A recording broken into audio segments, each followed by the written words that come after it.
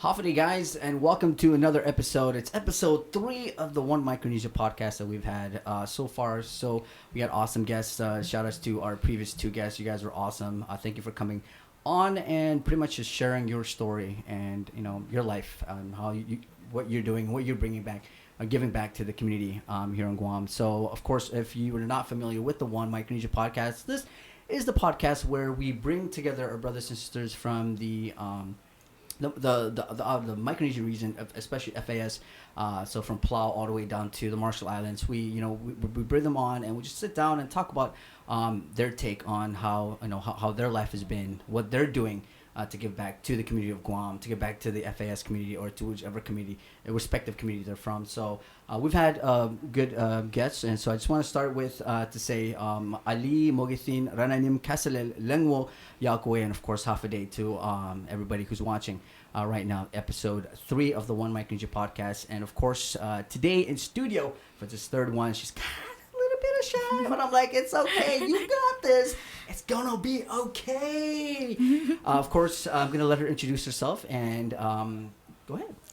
Hi, everybody. My name is Leilani Giltinag. I work with Sanctuary Incorporated of Guam. I've been there for almost 3 years now. I am their quality assurance officer, and I pretty much make sure that they're conforming to their accreditation standards. Awesome. Yeah. So, Leilani, I want to call her Gilly. Why? Because if you're watching right now, if you're from Yap, if you know us, so we're actually related. She's my cousin, but she has a lot. So instead of the family part, we're not going to get to that because what she's doing on Guam is such an awesome thing, and I want to get to know more about what she does because it's so funny because I know we say we're family, but I had to sit here and ask her, like, cuz what do you really do at work? Like, I know you work at Sanctuary Guam, which is an awesome institute, an awesome organization, but what do you really, really do? So, thank you so much for agreeing to come on to talk to me and to whoever's watching on Facebook. Thank you guys so much for watching. Before we get to your work, which is awesome, things that you do, let's talk about you first, because I know you moved to Guam. Let's talk about that, the struggle. You moved for education? Yes. So let's talk about that struggle first. Okay, so well, first of all, I was voluntold to be here, but I'm happy to be here. So I came out here in 2011 to continue my studies at UOG. I went to UOG, completed my bachelor's degree in computer information systems in 2015. Then I was kind of stuck. I didn't know what else to do, so I just went in for my master's in public administration. By then, I was already working with Sanctuary as their case manager, so it kind of felt right with where my career was going. So I got my master's degree in 2017, and then I moved on to becoming Sanctuary's quality assurance officer in 2018. That's wow, what a story. Let's talk about what you do and how you bring things back to the community. So talk about your job real quick. Okay, so I didn't get into community service until about 2013 when I became an AmeriCorps member with the University of Guam. Pretty much we go out into the community, we provide mentoring and assisting, environmental stewardship, and all other good stuff. Then I started working after AmeriCorps at UOG. I moved on to becoming an AmeriCorps member at Sanctuary, where we went into Sanctuary's emergency shelters, and we provided homework assistance, tutoring, mentoring to their at-risk youth. To me, it's my way of giving back to our Micronesian communities here on island. I've come across a lot of our brothers and sisters through my line of work, and sometimes I feel like somebody should be there for them, like no one was there for me. So I see their struggles, I relate to their struggles, and I don't know, I just feel whole when I'm there helping them. Yeah. So that's awesome. That's always a good thing, and thank you so much for doing that. And thank to you and Yeah. everybody at the organization for reaching out, because I think we're at a point in time where we just all need to just chip in and just help out one another. Mhm. Where we see fit, and we've seen a lot happen on the news, and sometimes all of that just comes in the forefront of everything, where we kind of concentrate on all the bad news, that we kind of forget of all the good stuff. And when you talk about getting out there and helping out our brothers and sisters who are in need, let's talk about some of the programs that you guys have that you guys have been doing for the past couple of years to help out our brothers and sisters. Okay. So next month we'll be celebrating our 48 years. Sanctuary has been in existence since 1971. Let me just talk about the history for a little bit. Yeah, let's So, go back in time. so Let's go. Sanctuary was started off by Father Robert Phelps and Executive Director Luis Martinez in 1971. They started with a couple families in the South, willing to host the children who were put into Department of Youth Affairs, but they did not belong there. They were really just removed from their families because of, like negative circumstances that was going on in the family. Then they opened up the shelters, the emergency shelters, and that's like the core of our programs at Sanctuary is our co-ed emergency shelter. It's a placement for at-risk youth who have gone through family violence, abuse, assault, neglect, abandonment, and homelessness. So you've seen, working at the organization, you've seen a lot happen. At what point, or what do you, when you go out and you meet, you see all of this happening, what is the main, I'm gonna say the main struggle that you see out there? Um, wow.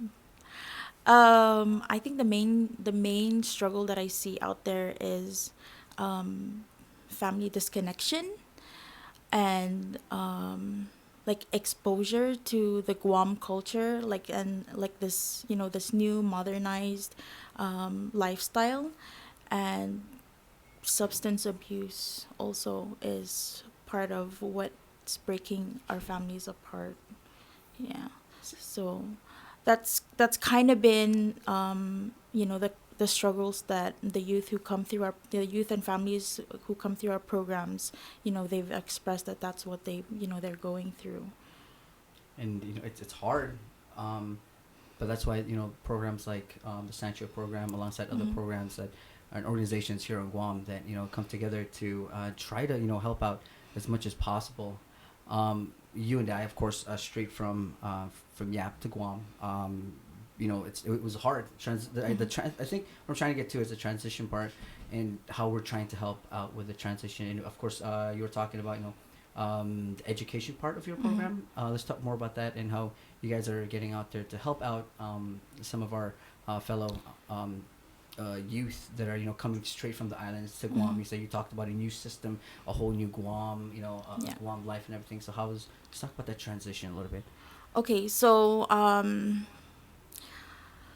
in terms of education and prevention programs, we do have our substance abuse treatment program, where the only we host the youth residential treatment facility. It's the only one in the Micronesian region, and then we have like supportive groups such as Strengthening Families program. That's one of our most popular program, I would say, and it came to us through the Guam Family Recovery Program at the courts, from the courts. So we our main goal is family reunification. So we work with the families to try and get them back together.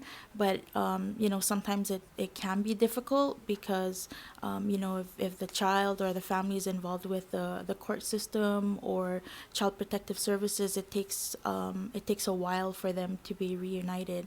So we work with the families to find alternative placements for their children, and then to work with the parents to find, other means of financial income to support their families. Yeah. Next, next question. You've dealt, and we talked about this a while. You dealt with a lot of what's I think what I'm trying to get to is where if the different programs that you guys do, and you've gone through all of them. For you to experience and to talk with these the people that you guys come through the program, if you were to talk to a message maybe to those who are planning to move on Guam or to the states to better their lives or to move on to to find better things in life, was there I want to know, like I've always asked our two other guests what message they would want to throw across the board, that way like they know, like, or something to more like to prepare them for what's ahead of them at Guam or other places.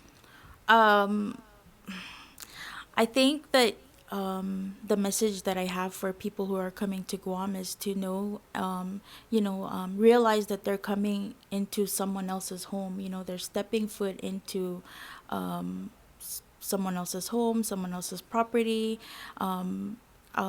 That they should be respectful and they should be humble and they should be willing to work hard to meet the standards of the lifestyle here on Guam, because I've seen a lot of our brothers and sisters, they come out here and it's the land of the free, right?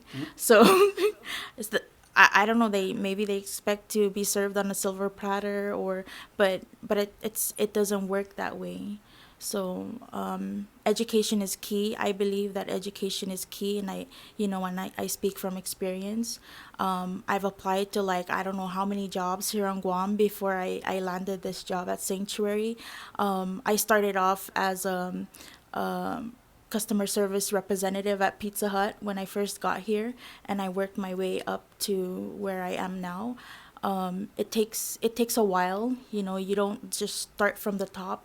It takes hard work and perseverance. So I think that a message to especially the youth that comes out here to study, and I don't know, they realize how hard it is, being away from home, being homesick, realizing that it's too much of a chore to get out of bed in the morning. So I think a message to them would be to keep going. If one door doesn't open, the next one will. So, yeah. So Sanctuary, let's go back to Sanctuary real quick, and the programs. Let's talk about some of the you talked about a celebration that's coming up. You're celebrating your 48 year. Yeah. What are other stuff you guys got planned?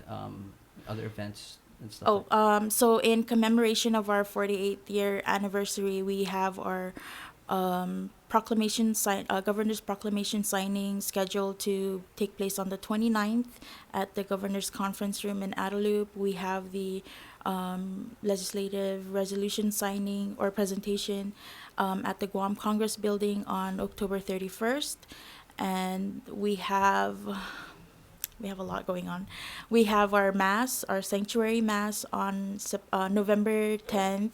We have our outreach, our sanctuary community outreach, November 16th. And then we have our open house where the public are welcome to come and take a tour of our facilities on November 21st. And then a thank you wave at Chief Kapua Loop on November 29th. Okay. Well, Yeah. For somebody out there who's listening, who's watching on Facebook, and they want to get to know more about the event, or how they can come through the program, how do they go about to reach you guys? So we give out our crisis hotline, which is 475-7100. Our crisis worker, answers the phone 24/7, and if someone who is in need of services would contact us through our crisis hotline, we schedule screening and assessment, and we also provide referral over the phone, or intervention over the phone as well. All right. Well, pretty much coming to a close here. Before we go, before I let you go, to your busy schedule. Anything you want to throw out before we close out? No, I just wanted to say thank you for having me today. I hope that, my message gets across. I hope that, at Sanctuary, when we release one of our youth or we exit one of our youth or families from our programs, we tell them we hope we don't see you again. Because I know to us it's a good thing if we don't see them again, because it You're doing means that good. they're doing good, and they're applying all the skills that they've learned through our programs. Yeah. So there you have it. Ladies and gentlemen, thank you again for watching. It's episode 3 of our One Micronesia podcast with Leilani Giltinag. Thank you so much, Kamugat, for stopping by, and we'll see you at the next one.